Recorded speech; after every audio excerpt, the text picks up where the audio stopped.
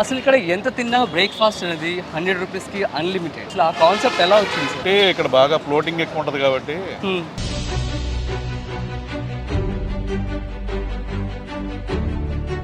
So అందరూ కూడా RK tiffins చాలా ఫేమస్ అని దీని గురించి మాట్లాడుతూ ఉన్నారు బయట. సో మీకు ఎలా అనిపిస్తుంది?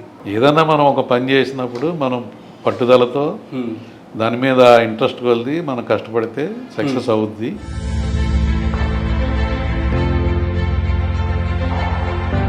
ఆర్కే టిఫిన్స్ ఎప్పుడు మొదలైంది, ఎక్కడ అసలు ఎలా పుట్టుకొచ్చింది? ఆర్కే టిఫిన్ 9 years బ్యాక్ పుష్కరాల టైంలో స్టార్ట్ చేసాం.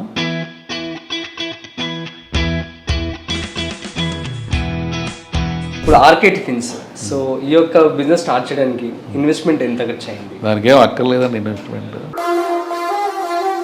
మన కష్టమే దానికి పెట్టుబడి.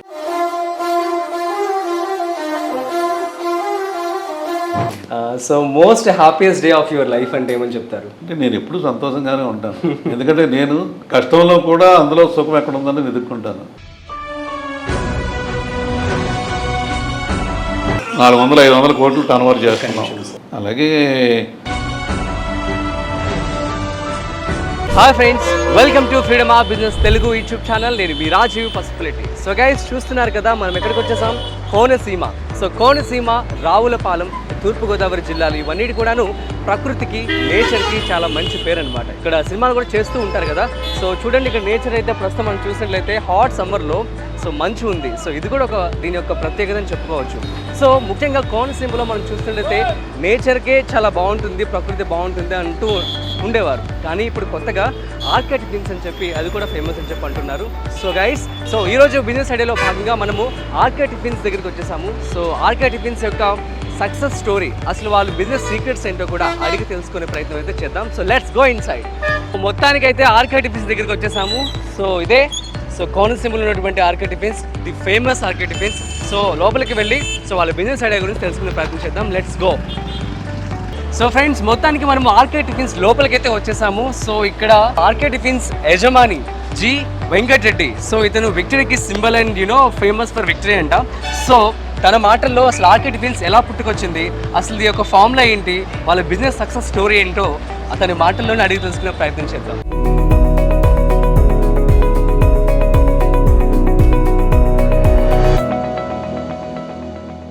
సో హాయ్ సార్, నమస్తే. Thank you so much sir. So మీరు ఎవరికి కూడా ఇప్పటి వరకు ఒక ఇంటర్వ్యూ కూడా ఇవ్వలేదంట. సో మా కోరికని మన్నించి మీరు ఇవ్వడం అన్నది it means a lot. Thank you so much. So అసలు మీ బిజినెస్ సీక్రెట్ ఏంటండి? సీక్రెట్ ఏం లేదు, ఎక్కడైనా ఫ్లోటింగ్ ఉంటే టేస్ట్ ఉంటుంది, టేస్ట్ ఉంటే ఫ్లోటింగ్ ఉంటుంది. ఓకే, ఈ రెండింటికి ఎక్కడన్నా మీరు హైవేలో కూడా చూస్తూ ఉంటే అవును, ఎక్కడైతే 4 వెహికల్స్ ఉన్నాయి అక్కడ ఒకటి, ఆబ్వియస్లీ ఎక్కడ ఏమీ లేకుండా ఉంటే ఎవరు ఆగరు, ఎదురుకి వెళ్ళిపోతుంటారు. అందుకని మనం ఫ్లోటింగ్ రప్పించుకుంటే టేస్ట్ కూడా ఆటోమేటిక్గా వస్తాయి. ఓకే, ఫ్లోటింగ్ లేనప్పుడు టేస్ట్ కూడా ఉండదు. ఓకే, అసలు ఇక్కడ ఎంత తిన్నా బ్రేక్ఫాస్ట్ అనేది 100 రూపీస్కి అన్లిమిటెడ్. అసలు ఆ కాన్సెప్ట్ ఎలా వచ్చింది సార్? అంటే ఇక్కడ బాగా ఫ్లోటింగ్ ఎక్కువ ఉంటుంది కాబట్టి ఈ ఫ్లోటింగ్ లో ఒక దానికి టోకెన్ తీసుకుంటే ఐటమ్ అక్కడ ఉండొచ్చు, ఉండకపోవచ్చు. అది అన్లిమిటెడ్ అంటే ఏది ఉంటే అది అవైలబుల్ ఉంటే తింటారనే ఉద్దేశంతో పెట్టాం. ఓకే, అసలు ఎక్కడా లేదు ఇలాంటిది కాన్సెప్ట్ అనేది. హైయెస్ట్ మేము పెట్టిన అమౌంట్ కన్నా కొంతమంది ఎక్కువ తింటారు, తిన్నా కానీ మేము పెద్ద పట్టించుకోం. యావరేజ్గా మాకు వాళ్ళకంతా ఇక్కడ ఉన్న వాళ్ళందరూ కూడా వాళ్ళు కష్టపడి వాళ్ళే పని చేసుకుంటారు, వాళ్ళే వాంటర్లు, వాళ్ళే అన్ని చేస్తారు. వర్కర్స్ అందరూ కూడా, వర్కర్స్, ఓనర్స్ అందరూ వాళ్ళే. ఓకే, అందుకని ఇంట్రెస్ట్గా చేసుకుంటారు. అందుకని వాళ్ళకి మాకేంటంటే ఏదో ఫోన్ ఏమైనా మిగులుతుందా లేదా.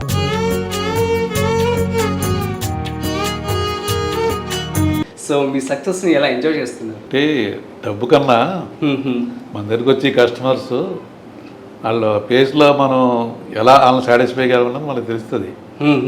ఎందుకంటే చాలామంది బాగుంది అంటారు, బాగుంది అనుకుంటాలో మనం బాగుంది అనుకోకూడదు.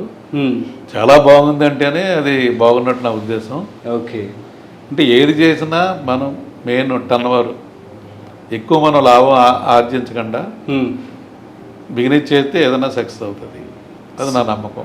సూపర్ అండి.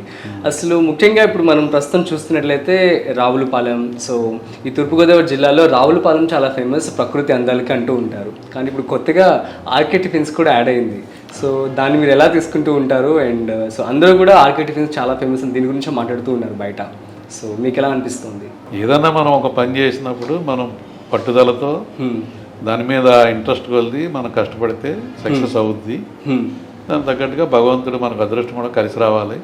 చాలా మంది కష్టపడి చేస్తారు, కానీ అలా మేము ఏది చేసినా ప్రతి దాంట్లోని కూడా కొద్దిగా అదృష్టం కూడా కలిసి వచ్చి మన పట్టుదల ఇంట్రెస్ట్తో మనం పనిచేయడం వల్ల, అలాగే ఏది చేసినా అంతా మనకే రావాలి, మనమే సంపాదించాలని కాకుండా 10 మంది బాగుండాలి, 10 మందికి షేర్ అవ్వాలనుకోవడంలో సక్సెస్ కూడా ఉంటుంది.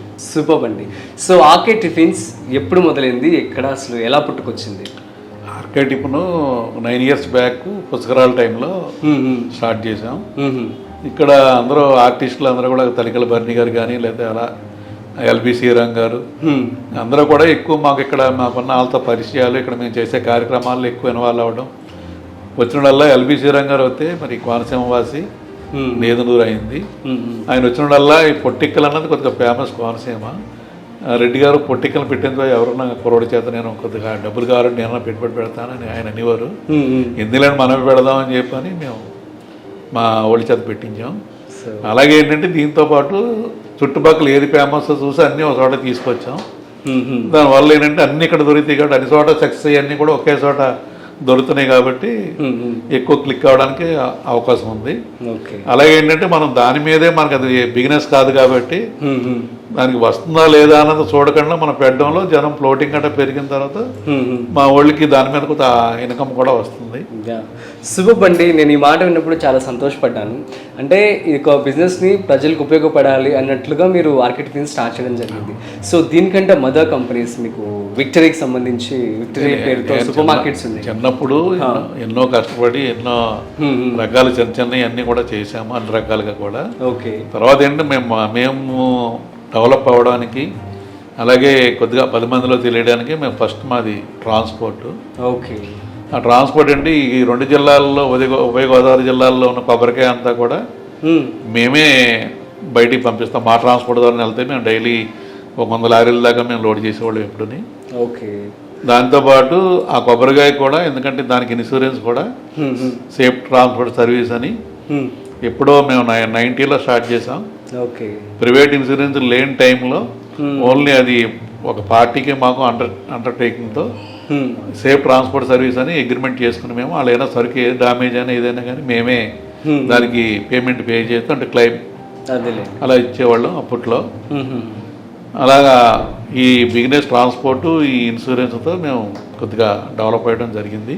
ఓకే. తర్వాత 95, 96లో మేము అలా బ్యాంకాక్ బయట దేశాల్లో తిరిగినప్పుడు అక్కడ ఉన్న సూపర్ బజార్లు కూడా చూసి మనం ఎందుకు పెట్టకూడదనే కాన్సెప్ట్తో మేము 2001లో విక్టరీ బజార్స్ అని స్టార్ట్ చేసాం.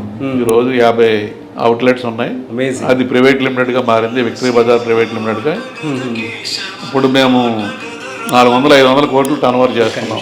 అలాగే ఏదన్నా ఏది చేసినా 10 మంది భాగస్తులు ఉంటారు, వాళ్ళు చూసుకుంటుంటారు. మేము మెయిన్ వాళ్ళకి ఏదన్నా సపోర్ట్గా అన్నీ ఆపరేట్ చేస్తుంటాం. Okay, fine sir. ఇప్పుడు ఆర్కే టిఫిన్స్, సో ఈ యొక్క బిజినెస్ స్టార్ట్ చేయడానికి ఇన్వెస్ట్మెంట్ ఎంత ఖర్చు అయింది? దానికి ఏం అక్కర్లేదండి ఇన్వెస్ట్మెంట్. ఒక ఇడ్లీ పాత్రి లేకపోతే ఇలా ఏమో వంట సామాన్లు తీసుకోవడం మన కష్టమే దానికి పెట్టుబడి ఏముంటుంది. సో అంతే అంటారు. అంతే. సూపర్ అండి. సో ఎవరైనా దానికి తక్కువ పెట్టుబడితో చేసుకోవచ్చు, లేకపోతే కొద్దిగా జనానికి నీట్గా సిట్టింగ్ వేసి అలానే చేసుకోవచ్చు. అది వాళ్ళ బొప్పుని బట్టి. మెయిన్ ఏంటంటే మనం చేసే ఐటమ్ టేస్ట్ ఉండాలి. ఓకే. సో ఎవరైతే బిజినెస్ చేయాలనుకుంటున్నారో వాళ్ళకి మీరు మీ జీవితంలో నేర్చుకున్నటువంటి యొక్క లెసన్స్ కావచ్చు, వాటిని చెప్పాలనుకుంటే ఏమని చెప్తారు వాళ్ళకి సజెషన్స్? ఒక బిజినెస్ చేయాలంటే అంటే ఏ బిజినెస్ చేయాలన్నా దానికి తగ్గ అక్కడ మార్కెటింగ్ అయ్యే కెపాసిటీ ఉందా లేదా నెంబర్ 1. అలాగే ఏది కొన్నా మనం తక్కువలో కొనగలాలి, మార్కెట్లో తక్కువగా అమ్మగలగాలి. అప్పుడే మనం ఈ మార్కెట్లో నిలబడగలుగుతాం. అంతే తప్ప ఎక్కువ బిజినెస్ చేయాలి, మనం అనుకున్న ప్రాఫిట్ సంపాదించాలి. కానీ తక్కువ బిజినెస్ చేసి మనం అంత సంపాదించాలనుకోవడం ఫ్యూచర్లో కాదు, ఎప్పుడు కూడా అది సక్సెస్ అవ్వదు. ఏ బిజినెస్ అయినా ఏదో కొత్తదనం దాంట్లో కనపడాలి. మనం తక్కువతో కస్టమర్కి మార్కెట్లో అందివ్వగలగాలి, అప్పుడే మనం సక్సెస్ అవుతాం. Okay, super. ఇప్పుడు ఆర్కే టిఫిన్స్లో 100 రూపీస్కి కేవలం 100 రూపాయలకి చాలా రకాల బ్రేక్ఫాస్ట్ అన్ని కూడా ఇవ్వడం జరుగుతుంది. సో ఆ కాన్సెప్ట్ ఏంటి సార్ అసలు, అండ్ మీకు నచ్చిన ఐటమ్ ఏంటి? మా దగ్గర ఉన్న ఐటమ్ ప్రతిదీ నాకు నచ్చితేనే అక్కడ పెడతాం. నాకు నచ్చిన ఐటమ్ ఏదో అక్కడ పెట్టాం. సూపర్. నాకు నచ్చాలి, నచ్చితేనే పెడతాం అక్కడ. ప్రతి ఐటమ్ మీద మనకి ఇంట్రెస్ట్ ఉండాలి, ఎందుకంటే ఒకటి నచ్చచ్చు. అందుకని మనకు ఏదైతే నచ్చుతో అన్నీ పెడితే ఓకే ప్రతి వాళ్ళకి అందులో ఏదో ఒకటి నచ్చుతుంది కదా. అదే 100 రూపాయలకి ఇప్పుడు అన్లిమిటెడ్ అని చెప్పి ఉంది. అసలు ఈ స్ట్రాటజీ కానీ కాన్సెప్ట్ ఎక్కడా లేదు, మీ దగ్గరే ఉంది. అసలు ఇది ఎలా పుట్టుకొచ్చింది? నేను అది పెట్టడానికి కారణం ఒకే ఒక కారణం. ఇప్పుడు అంత ఫ్లోటింగ్లో మన దగ్గర ఒక టోకెన్ తీసుకుంటున్నారు పలానా ఐటమ్ కావాలని, ఆడికి వెళ్ళాక ఐటమ్ అక్కడ అందుబాటులో లేకపోవచ్చు. అందుకని ఈ 100 రూపాయలకి టిఫిన్ ఉంటే ఏది కావాలంటే అందులో తింటారు కదా అని మేము పెట్టాము. అది బాగా క్లిక్ అయ్యింది. సూపర్ అండి. చూస్తున్నాం ఆ సక్సెస్ కూడా. వచ్చే వాళ్ళందరూ కూడా బాగా తినాలని అన్లిమిటెడ్ తీసుకోరు. ఓకే, కానీ ఏది నచ్చితే అది ఒకటి టేస్ట్ చేద్దామని తీసుకుంటారు. ఇప్పుడు ఎవరో ఒకటి తినాలనుకుని ఒక టోకెన్ తీసుకున్న తున్నది తినలేరు కదా.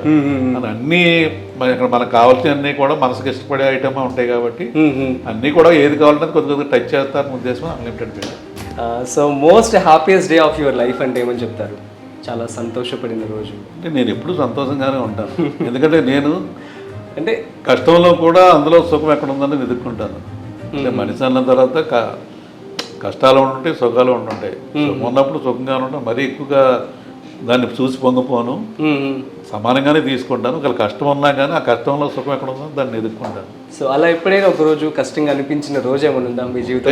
ఎప్పుడు ఉంటాయి కదా, కష్టాలు లేకుండా మనిషి ఉండడు. కష్టం ఉన్నప్పుడే సుఖం కూడా తర్వాత దొరుకుతుంది. అసలు కష్టమే లేకుండా సుఖం అనేది రాదు. ఏదైనా 1-2 మాతో షేర్ చేసుకో. ఏం ఉండదుగా, ఏదైనా బిజినెస్ పెట్టినప్పుడు ముందు స్టార్టింగ్ లో కదా ఒడిదుడుకులు ఉంటాయి, కష్టాలు ఉంటాయి. దాని కష్టాలను కూడా మనం దాన్ని ఫైట్ చేస్తేనే కదా దాని తర్వాత సుఖం ఉండేది. అదే ఇప్పుడు బిజినెస్ లో స్టార్ట్ చేసిన తర్వాత కావచ్చు, జనాలందరికీ కూడాను బ్యాక్ స్టెప్ వేస్తారు కొన్ని రోజులు, ఒక 3 months 6 months తర్వాత.